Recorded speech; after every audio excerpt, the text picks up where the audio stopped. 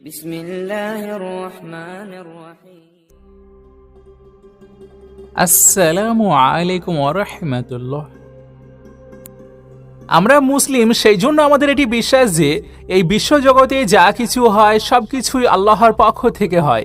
আল্লাহর হুকুম ছাড়া গাছের একটি পাতা পর্যন্ত নড়তে পারে না, আর এটি আমাদের সবচেয়ে বড় ঈমান। তো এর ওই রেফারেন্স নিয়ে একজন ব্যক্তি ডক্টর জাকির নায়েককে জিজ্ঞেস করেন, যদি সবকিছু আল্লাহর পক্ষ থেকে হয় তাহলে পৃথিবীতে যেই চুরি হয় সেটিও আল্লাহর পক্ষ থেকে হয়, যেই ধর্ষণ হয় সেটিও আল্লাহর পক্ষ থেকে হয়, মানুষ খুন হয় সেটিও আল্লাহর পক্ষ থেকে হয়, মানে ভালো জিনিসের সাথে সাথে সমস্ত খারাপ জিনিসগুলো আল্লাহর ইশারাতে হয়ে থাকে। আর যদি আল্লাহর ইশারাতে সবকিছু হয়ে থাকে তাহলে সেখানে মানুষের দোষ কোথায়? তো দেখুন, এই প্রশ্নের উত্তরে ডক্টর জাকির নায়েক কি বললেন, আর যে উত্তর তিনি দিলেন তা আপনাকে একেবারে মুগ্ধ করে দেবে। আপনি শুধুমাত্র আমাদের সঙ্গে শেষ পর্যন্ত জুড়ে থাকুন। আর সেই সঙ্গে যদি আপনার ডক্টর জাকির নায়েকের লেকচারগুলো পছন্দ হয়ে থাকে তাহলে এই ভিডিওটিতে লাইক করে আমাদের এই চ্যানেলটিও সাবস্ক্রাইব করে রাখতে পারেন এমন খুব সুন্দর ভিডিওগুলি আরও দেখার জন্য। তাহলে চলুন আমরা ভিডিওর মেইন টপিকের দিকে এগিয়ে যাই। আমি পবিত্র কোরআন এটা পড়েছি যে আল্লাহ সবকিছু নিয়ন্ত্রণ করেন। তখন আমাকে একজন বলেছিল, যেহেতু আল্লাহ সবকিছু নিয়ন্ত্রণ করেন তাহলে আমি যদি কোনো পাপ করি অথবা কোনো ভালো কাজ করি আল্লাহ সেটাও নিয়ন্ত্রণ করছেন। আর আমি একজন মুসলিম নাকি অমুসলিম অন্য কোনো ধর্মের, আল্লাহ সেটাকেও নিয়ন্ত্রণ করছেন। আমি যুক্তিটাতে ঠিক পুরোপুরি সন্তুষ্ট না, তবে এ সম্পর্কে আপনার মন্তব্যটা চাই। ভাই প্রশ্ন করলেন যে আপনার এক বন্ধু প্রশ্ন করেছেন যে কোরআন বলছে ওয়াল্লাহু আলা কুল্লি শাইইন কাদির, এর অর্থ আল্লাহ সবকিছুর উপর প্রভুত্ব করেন, সবকিছুর উপরে প্রভুত্ব করেন। এখন কেউ যদি ভুল করে বলে তিনি সবকিছু নিয়ন্ত্রণ করেন, সে যদি মুসলিম হয়, এখানে আল্লাহ সবকিছুর উপরে প্রভুত্ব করেন, প্রশ্নটা কি আপনার? নিয়ন্ত্রণ মানে কথাটা ঠিক বুঝতে পারছি না। তবে মুসলিম হয়ে থাকলে বলি আল্লাহ প্রভুত্ব করেন, হ্যাঁ কথাটা ঠিক। কেউ ভুল করে ভাববে তার ক্ষমা করার ক্ষমতা আছে, হ্যাঁ সেটাও আছে। কোনো অমুসলিম হয়তো ভাববে সবকিছুর উপরে আল্লাহর ক্ষমতা আছে, হ্যাঁ আছে। আল্লাহর ক্ষমা করার ক্ষমতা আছে কিনা জানতে চাচ্ছেন? মানে আমি বলতে যাচ্ছি আল্লাহ তাআলাই তো আমাদের ভাগ্য লিখেছেন। আপনি ভুল উদ্ধৃতি দিয়েছেন। ভেবেছিলাম আপনি এটা নিয়ে কথা বলছেন। যেটা বলছেন সেটা তাকদীর, অদৃষ্ট, যে আল্লাহ সুবহানাহু ওয়া তাআলা আমাদের অদৃষ্ট লেখেন আর সবকিছু অদৃষ্ট অনুযায়ী ঘটে। আপনি যে আয়াতের উদ্ধৃতি দিয়েছিলেন সেটা ঠিক না। আল্লাহ নির্দিষ্ট করে দেন। আর বেশিরভাগ ধর্মই হোক, সেটা হিন্দুইজম, ইসলাম, আমরা মানি অদৃষ্ট বলে একটা জিনিস আছে, সবকিছু অদৃষ্ট মেনেই হয়। এখন প্রশ্ন হলো, যদি এটা আমার অদৃষ্টে লেখা থাকে যে আমি চুরি করব আর চুরি করলাম, কাকে দোষ দেব? আল্লাহ। আল্লাহ অদৃষ্টে লিখেছেন আমি চুরি করব, সেজন্য চুরি করেছি, কাকে দোষ দেব? আল্লাহকে। নিজেকে দোষ দেব কেন? যদি আমার অদৃষ্টে লেখা থাকে যে আমি মানুষ খুন করব, যদি অদৃষ্টে লেখা থাকে আর খুন করি, কাকে দোষ দেব? আল্লাহকে দোষ দেব। যদি আমার অদৃষ্টে লেখা থাকে আমি অমুসলিম হব, অমুসলিম হলাম, কাকে দোষ দেব? আল্লাহকে। তাহলে আমি দোজখে যাব কেন? ভাই, আমরা কদর অর্থাৎ অদৃষ্টে বিশ্বাস করব, কিন্তু মানুষ এটাকে বুঝতে ভুল করে যে এই অদৃষ্ট কি।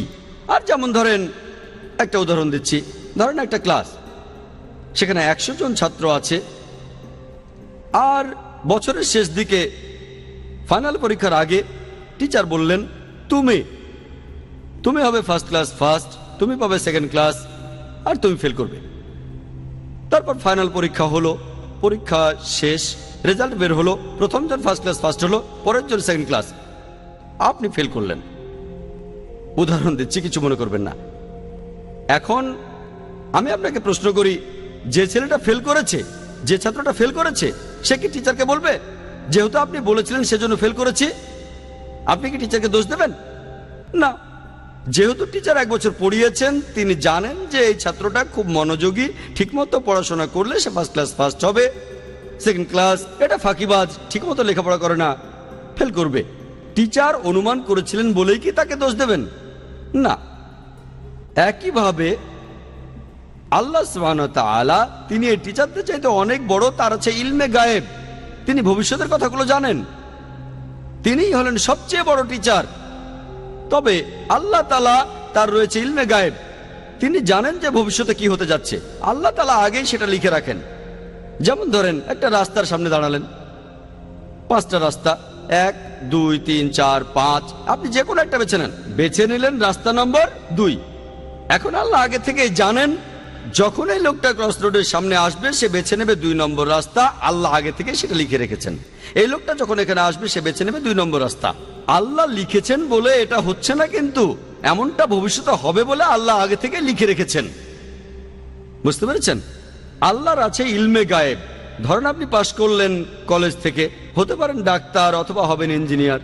আপনি ঠিক করলেন ডাক্তার হবেন, এমন না যে যেহেতু আল্লাহ লিখে দিয়েছেন তাই আপনি ডাক্তার হবেন। আল্লাহ জানেন কলেজ থেকে পাশ করার পর আপনি ডাক্তার বা ইঞ্জিনিয়ার হতে পারেন। আপনি সব সাবজেক্টে ভালো নম্বর পেয়েছেন, পিসিবিএম, ফিজিক্স, কেমিস্ট্রি, বায়োলজি আর ম্যাথ, ভালো নম্বর। আপনি ঠিক করলেন ডাক্তার হবেন। আল্লাহ জানেন আপনার চয়েস দুটো, আপনি ডাক্তার হবেন, তাই আল্লাহ লিখে রেখেছেন আপনি ডাক্তার হবেন। তারপর যখন আপনি উপার্জন করবেন, আপনি 1000 টাকা কামাতে পারেন সৎভাবে, অথবা আপনি টাকা চুরি করতে পারেন। আপনি তখন চুরি করলেন। আল্লাহ জানেন যখন এই লোক বড় হবে তখন সে টাকা কামাতে পারে সৎভাবে বা চুরি করে, সে তখন চুরি করবে। আপনি যে চুরি করবেন সেটা আল্লাহ জানেন। আপনার বয়স যখন 25 বছর হবে তখন আপনি চুরি করবেন, আল্লাহ আগে থেকে জানেন তাই লিখে রেখেছেন। আল্লাহ লিখেছেন বলে আপনি চুরি করছেন এমন না, যেহেতু আপনি চুরি করবেন তাই আল্লাহ লিখে রেখেছেন। বুঝতে পেরেছেন? তাহলে অদৃষ্ট হচ্ছে যেটা আল্লাহ তাআলা লিখে রেখেছেন। কিছু জিনিস ফিক্সড, কে কখন জন্মাবে ইত্যাদি, তবে বাকি জিনিসগুলো এমন না, আপনি ঠিক করবেন। সেজন্য আল্লামা ইকবাল বলেছেন, খুদ কো কার ইতনা বুলন্দ क्या तकदीर के पहले अल्लाह अपने बंदे से खुद पूछे बता दे राजा क्या है। অর্থাৎ নিজেকে এতটাই মহান বানাও যে অদৃষ্ট লেখার আগে আল্লাহ নিজে জিজ্ঞাসা করবেন তার বান্দাদের যে তোমার ইচ্ছা কি। এটা একটা শায়েরি। তাই আমাদের কাজগুলোর দায় আমাদের, সব দায় আমাদের। কেউ যদি বলে আমি পাপ করেছি, কাকে দোষ দেবেন? তাকে দোষ দেবেন। আল্লাহ আমাদের সুযোগ দিয়েছেন, এই যে নির্দেশনা, এটা মানুন, মেনে চললে ভালো, না মানলে দায় আপনার। একইভাবে কোনো অমুসলিম, সে যে মুসলিম না, দোষটা কার? আমাদের নবীজি মুহাম্মদ সাল্লাল্লাহু আলাইহি ওয়াসাল্লাম বলেছেন, প্রত্যেক শিশুই দ্বীনুল ফিতর নিয়ে জন্মায়। সবাই জন্মায় মুসলিম হয়ে। মুসলিম মানে যে আল্লাহর কাছে নিজের ইচ্ছাকে সমর্পণ করে। প্রত্যেক শিশুর জন্মের পর তার হার্টবিট আল্লাহর কথা বলে, তার শ্বাস প্রশ্বাস আল্লাহর কথা বলে, তার চিন্তা ভাবনাও আল্লাহর কথা বলে। পরবর্তীতে যেটা হয় তাকে প্রভাবিত করে তার গুরুজনেরা, তার বাবা মা। তখন সে মূর্তি পূজা শুরু করে, সে আগুনের পূজা শুরু করে, তারপর সে অমুসলিম হয়ে যায়। তাই যখন কোনো অমুসলিম ইসলাম গ্রহণ করে, সঠিক শব্দটা কনভার্ট না, এটা হচ্ছে রিভার্ট। প্রত্যেক মানুষ জন্মায় মুসলিম হয়ে, ভুল পথে যাওয়ার পরে সে ফিরে আসে, তাই সঠিক শব্দটা হলো রিভার্ট। তাহলে আপনারা অমুসলিম বন্ধুকে বলেন, এই যে এই নাও কোরআন, এটা মানো, তোমার সামনে তো মুসলিম হওয়ার সুযোগ আছে। তাকে বোঝান, কোরআন পড়েন, মেনে চলেন। যদি বুঝতে অসুবিধা হয় আমাকে জিজ্ঞেস করেন, আমাকে জিজ্ঞেস করতে না পারলে IRF-এ এসে জিজ্ঞেস করেন, তারা সাহায্য করবে। এই কোরআনটা নেন। আপনি এমন কথা কোনো অমুসলিমকে বলতে পারবেন না যে মুসলিম হতে পারবে না। ঠিক, সে তখন আপনাকে বলতে পারে আপনি বাইবেল পড়েন আর বেদ পড়েন, আপনি খ্রিস্টান বা হিন্দু হয়ে যাবেন। আমার ভিডিও ক্যাসেট দেখে তর্ক করতে পারেন। দুই দিকে, এটা two way traffic, one way না।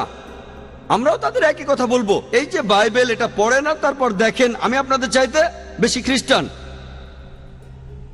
ঠিক না ভুল? তাহলে two way traffic, one way না। এখানে সবার জন্য সমান সুযোগ। ওয়ান ওয়ে ট্রাফিক ঠিক না। আমরা সবাইকে সমান সুযোগ দেব। আল্লাহ আমাদের ব্রেন দিয়েছেন, আমাদের বুদ্ধি দিয়েছেন। আমরা মানুষরা যে অনেক উন্নত, কারণটা এই না যে আমরা অনেক হ্যান্ডসাম। আমাদের ব্রেনটা ব্যবহার করতে হবে সত্যের পথে আসার জন্য। আপনারা অমুসলিম বন্ধুকে বলেন, হ্যাঁ আল্লাহ আমাদের সবাইকেই সুযোগ দিয়েছেন, আমরা বেছে নিতে পারবো। তবে আল্লাহ আগে থেকেই যে এই লোক কোরআন পড়ার পরে মুসলিম হবে কিনা, প্রথম জন, দ্বিতীয় জন, এখন আল্লাহ জানেন প্রথম জন মুসলিম হবে, দ্বিতীয় জন হবে না।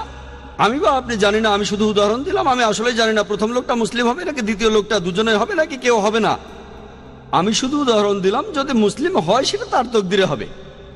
সে কোরআন পেয়েছে, তারপর পড়েছে, হয় সেটা মেনেছে নয়তো মানেনি। কোরআন বলছে যে কিয়ামতের দিন যারা এই সত্য ধর্মকে ত্যাগ করেছে তাদের কেউ কথা বলবে না, ও আল্লাহ আপনি অবিচার করছেন। তারা শুধু বলবে আমাদের মাফ করুন। আল্লাহ বলবেন দেরি হয়ে গেছে, দেরি করেছো। আল্লাহ তাআলা বলেছেন যেসব লোকজনকে দোজখে পাঠানো হবে তারা কেউ বলবে না যে আল্লাহ তাআলা অবিচার করছেন। সবকিছু একেবারে তাদের সামনেই থাকবে। এখন আমরা ভিডিওতে আগের জিনিস দেখতে পারি। আল্লাহ কিভাবে করবেন সেটা জানি না। আল্লাহ বলেছেন তোমাদের শরীর তোমাদের বিরুদ্ধে সাক্ষ্য দেবে, তোমাদের চোখ তোমাদের বিরুদ্ধে সাক্ষ্য দেবে, তাই সেখানে অন্য কারো প্রয়োজন নেই। আপনি নিজেই বুঝতে পারবেন আপনার ভুলগুলো কি কি ছিল। যখন আল্লাহর কাছে বলবেন আমাকে মাফ করেন, আল্লাহ বলবেন দেরি হয়ে গেছে। সুযোগটা পাচ্ছেন এই পৃথিবীতে, এত ভুল করার পরও আল্লাহ আপনাকে সুযোগ দিচ্ছেন, ভুল করছেন আবার সুযোগ দিচ্ছে আল্লাহ। এই জীবনের পরে পরকালে হিসাব কিতাব, শেষ বিচারের দিন আপনার কাজের উপর নির্ভর করে আপনার বিচার করা হবে। কাজের উপর নির্ভর করে আপনি যাবেন বেহেশত বা দোজখে। আশা করতে ভিডিও ভালো লাগলে ভিডিওটিকে আপনার ফ্যামিলি এবং দোস্তের মাঝে অবশ্যই শেয়ার করবেন। আমাদের সঙ্গে জুড়ে থাকার জন্য শুকরিয়া।